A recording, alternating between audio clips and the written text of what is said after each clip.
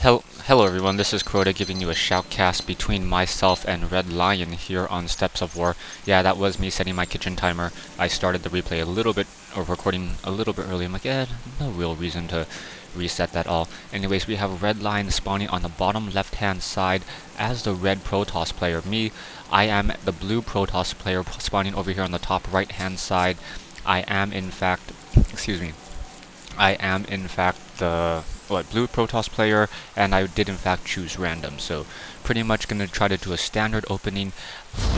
This is one of those situations where I knew that my opponent was going to be Protoss. So this is one of those situations where I know about 2 to 4 minutes earlier than my opponent what exactly the strategies are going to need to be and when exactly to tech. So that's a little bit good news for me. I in fact now have the single pylon, going to go for a stronger economy more than anything else. Now currently just on 10 probes as opposed to my opponent who has 11 probes, so he's a little bit ahead of me in terms of that probe count. One of the things that I wanted to note, and perhaps if Blizzard is watching my videos, whenever I do a Protoss versus Protoss matchup, I have no lag whatsoever, even when I'm recording. We'll see if that happens once again. It's when I do a lot of Terran videos, which when I was playing Terran, or in matchups against Terran, where my computer starts to stall for some apparent reason, and then it kind of catches back up a little bit. So perhaps it's a Terran issue as opposed to just a general StarCraft 2 issue.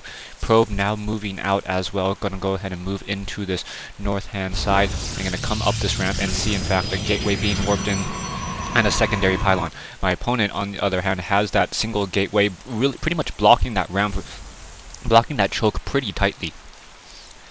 I'm sitting on this gateway getting double pylons, and in a Protoss versus Protoss matchup, a lot of the game seems to be Zealots to Sentries, and then from there you try to figure out what strategy you want to use best. I haven't figured out what that best strategy exactly is yet. I haven't really gotten into a game where it's endgame where I start to go carriers and when my opponent has carriers and we have Void Rays. No real major all-scale battles. It's been a lot of micro battles, which I think is what I'm more accustomed to and what I enjoy more. Very, very small battles. I think that's why when you guys say, hey, I'm too aggressive, I don't like massing up a large unit and then just throwing it at my opponent. That just seems to be just move and attack, and I don't like move and attack games, especially not for StarCraft 2.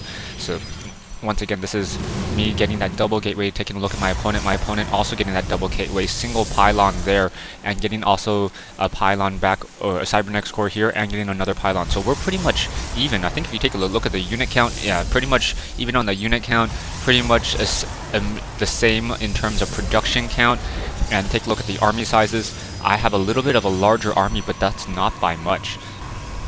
I have 2 Zealots now guarding that front door, trying to make sure that no units can really squeeze by. I like this positioning on this front door for me, as it forces units to go up. So I can put an additional gateway here, and then I can put cannons into these 2 positions right here, enabling those cannons to be pretty relatively safe in firing without taking any hits from Zerglings or Zealots. Stalkers, on the other hand, if they decide to stop to fire, units from behind cannot reinforce. So that's a pretty nice positioning over there. redlion still getting some additional Zealots, now has 3 Zealots. Army sizes are pretty much even, so this is going to be a pretty even matchup. redlion was in the top, I think he was like in the top 3 or top 5 of the Silver League, so, and that just goes to show you that just because where you are in your league, I think I'm in the Gold League, but I'm in the middle of the Gold League, you can still play people out of your league or in above or below your league. A 3rd gateway now finally coming in. Taking a look at over here, I am getting that forge and I am getting these weapon upgrades. Weapon upgrades are very, very important in any mirror match, especially if both players are going to be going the same exact units. Taking a look at this, a lot of players say that in order for the upgrades to really make that much of a difference, you need to have, I think is it 8 Zealots? Yeah, I think it's 8 Zealots.